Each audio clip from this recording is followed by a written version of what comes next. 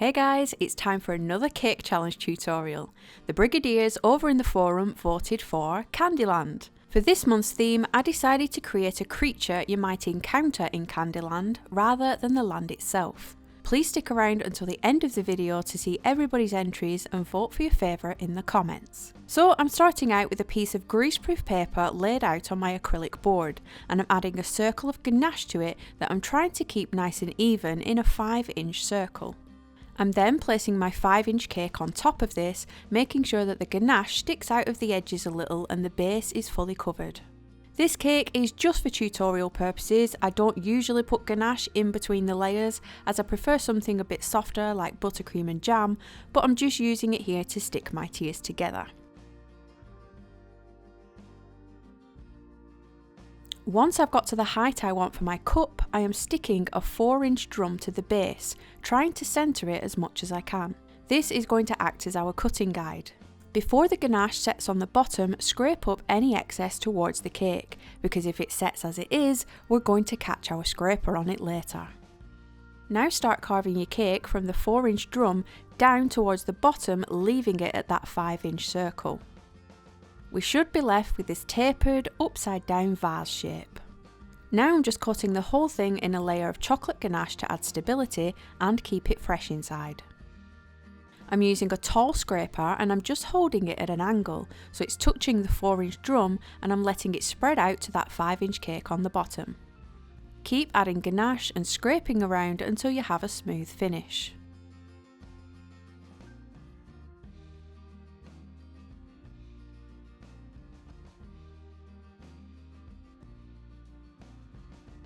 Once your cake is fully set, you can flip it over the right way up and gently peel away your greaseproof paper. Don't worry if you have any air bubbles or craters on top, as we are still adding our buttercream topping. Now use a little bit of ganache to stick your cup down onto a larger drum and allow it to set. Once it's solid, mist your cake with water and cover it in a pale teal colour. I've just rolled it long enough to go all the way around, and I'm unrolling it around the cake and cutting the overlap at the back.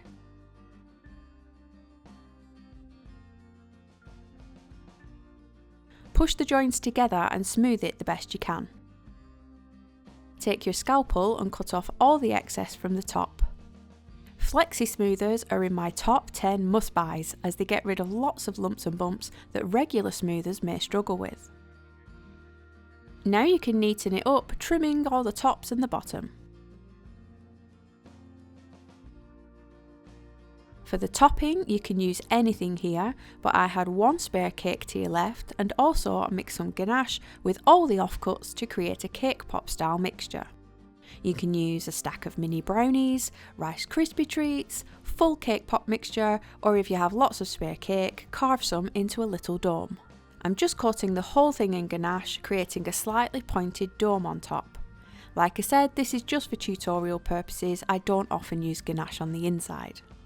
Now I'm covering the board in a pale yellow using the toilet seat method. I know I mention this in every tutorial, but it's just because I love it and it's always the way I work. The full tutorial for it is always in the description box, and as you can see, it neatens up the bottom of the cake, and I'm safe knowing that I have a drum stuck to a drum and not a drum stuck to sugar paste. Now I've cut a long strip of baby pink and cut one end at an angle. I'm going to place this at the bottom of my cup and start dampening the line diagonally up my cake and sticking it as I go. Just keep going all the way around until you get to the top and cut it off flat.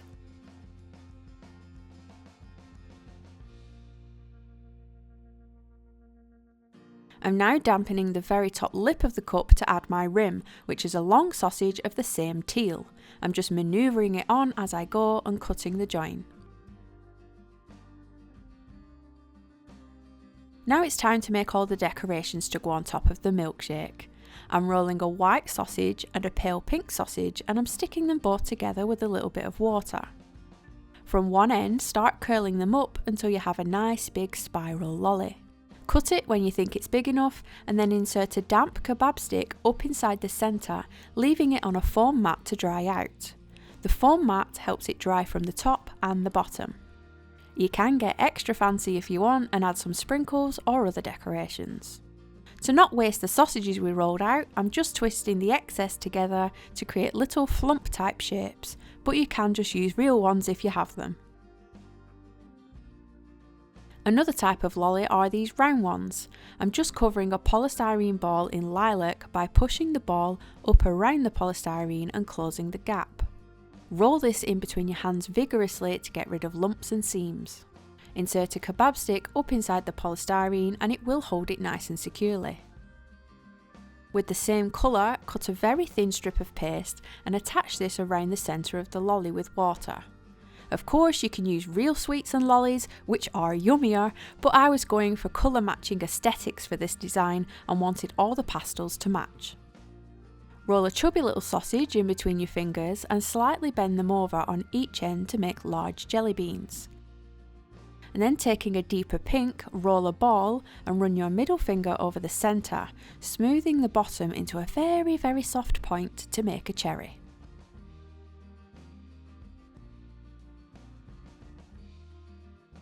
Create all of your different toppings, make some jelly beans, some gumballs, lollies and flumps.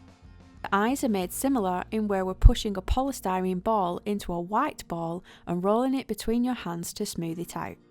Insert a cocktail stick this time down into the centre and push one in either side of the cup for his big googly eyes. His mouth is a flat black jelly bean shape in the middle of these and black circles for pupils. I have put one lower and one higher as he is a little bit mad on sugar right now.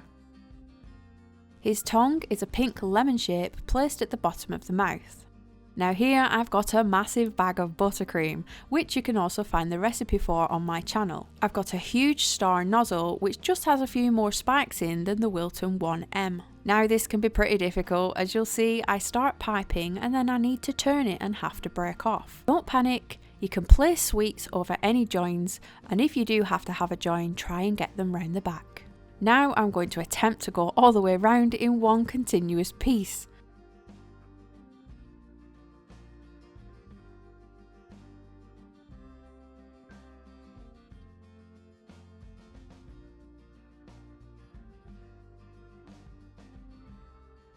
Once you're finally at the top, start placing in your sweets and lollies. Here I'm inserting a real straw because it's the perfect colour and it seems daft to make one when it's just so perfect.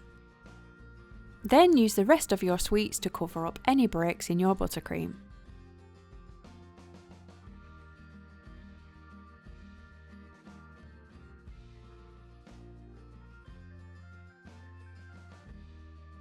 Finally, for the stalk of the cherry, I'm using small black stamens. I always have a bunch of these in my kit for bug antennae, whiskers and cherry stalks. Now get crazy and start adding any toppings you like using sprinkles or dragées. I'm also adding little catchlights to the pupils to bring him alive. In the same pale pink, I've rolled small thin sausages and cut them for his legs. Roll a tiny sausage in your hand and flatten it out for his little feet, just sticking it to the ends with water. His arms are exactly the same, little sausages with flattened balls on the end. And that's it! His name is Sugar Rush and he is the latest trainee at Candyland's Milkshake Emporium. I just wanted to create something a bit different and thought of all the people or creatures you might come across in Candyland. You can easily change him up for different themes, maybe turning him into an iced coffee for the coffee lovers, or giving him a waffle texture for a tall ice cream cone. Coming up, you'll see all the amazing Brigadiers entries. Make sure to leave your corresponding letter of your favourite entry down below, as the winner does receive a little prize. Not as many entries this time, but that just means everyone's got a bigger chance of winning. Please make sure to show your appreciation for the Brigadiers, as they are currently helping to bring you these tutorials and keep this channel running. If you want to be part of that and our little supportive family, we would love to have you, and the Brigade sign up is always in the description box. We are just now voting for the very next theme. Thanks guys, see you in the next one.